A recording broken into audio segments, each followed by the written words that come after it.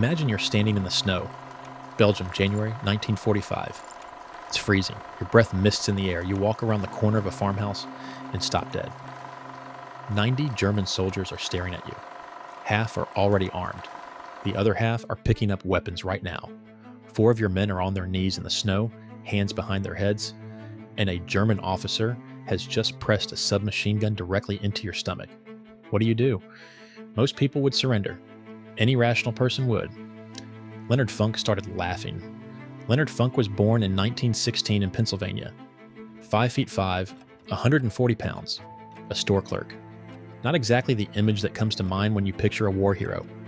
When his draft number came up in 1941, he didn't take the easy road. He volunteered for the paratroopers, which in 1941 was close to a death wish. Training was brutal. 5 weeks designed specifically to break you, followed by jumping out of aircraft at 1,200 feet. Half the candidates washed out. Funk didn't.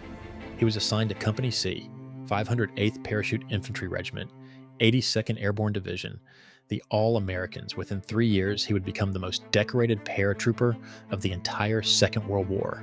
But first, he had to survive Normandy. June 6, 1944, 1:30 in the morning. Funk jumps into France with 13,000 other paratroopers. Immediate chaos. Anti-aircraft fire scatters formations across 50 miles of countryside. Funk lands 40 miles from his drop zone. Ankle badly sprained, alone in enemy territory in the dark. Here's what he does. He starts collecting lost soldiers. Men from different units, different companies. By dawn, 18 paratroopers are following him. For 10 days, they move through the German-held territory. Funk walks point himself, the most dangerous position despite his injured ankle. Every man makes it back. Not a single casualty. Silver Star, Bronze Star, First Purple Heart. 3 months later, Holland. Funk spots 3 German anti-aircraft guns tearing Allied supply gliders from the sky. Position dug in, defended by 20 armed soldiers. Funk has 3 men. He attacks anyway. All 3 guns destroyed. Done. Distinguished Service Cross. Second highest decoration for valor in the U.S. Army. December 1944. Germany's final offensive. 400,000 men, 1,400 tanks crashed through American lines in the Ardennes. The Battle of the Bulge. 89,000 American casualties. The worst battle the U.S. Army ever fought. And then something else happens. December 17th, SS troops capture 113 American soldiers near a Belgian crossroads. These men surrender in good faith, hands up, disarmed. The SS machine guns them in a field. 84 Americans die in the snow. Some survive by playing dead, lying in that field for hours while German boots walk past them. When Funk hears about the Normandy massacre, something inside him goes quiet and cold. He makes a decision, absolute, final, that he will never surrender to the Germans, no matter what, no matter the odds. Remember that. January 29th, 1945. Company C has orders to take the village of Holzheim. Problem, they're under strength. The executive officer is dead. Funk looks at what he has, clerks, cooks, supply personnel, and tells them, "You're infantry now. Grab your weapons." He leads 30 barely combat-tested men on a 15-mile march through waist-deep snow in a blizzard. German artillery the whole way. They reach Holzheim. They clear every house. 80 Germans captured. Not one American casualty. Funk leaves 4 men to guard the prisoners and pushes deeper into the village.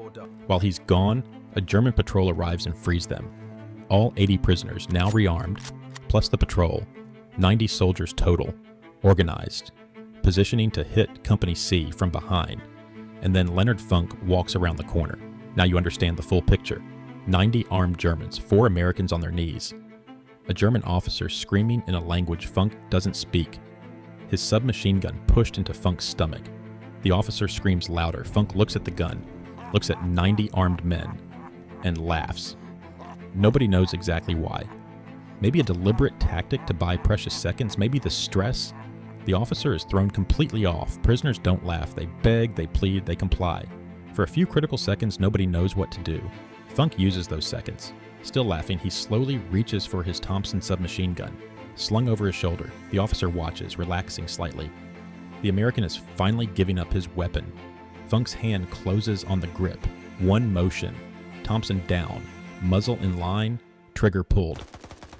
600 rounds per minute, the officer is dead before he hits the snow. Funk pivots and keeps firing. He screams at his 4 men, pick up their weapons. They scramble. In 60 seconds, 21 Germans are dead. 24 more wounded. The rest throw everything down and surrender. The prisoners are prisoners again. Funk stands in the snow surrounded by bodies, smoke curling from the barrel of his Thompson. September 5th, 1945. The White House Rose Garden. President Harry Truman places the Medal of Honor around Leonard Funk's neck. I would rather have this medal than be President of the United States. Think about that. The man who ended the Second World War looking at a 5-foot-5 store clerk from Pennsylvania and saying, I'd trade places with you. After the war, Funk goes home. No book, no speaking circuit. He takes a job at the Veterans Administration, helping other veterans file disability claims and navigate red tape. For 27 years, the most decorated paratrooper of World War II quietly sits at a government desk and helps soldiers get what they were owed. When people ask about Holzheim, about the laughing, about the 90 Germans, he always says the same thing. Did what I had to do. Here's what I want you to hold on to. At Holzheim, Leonard Funk had every reason to give up. The math was impossible.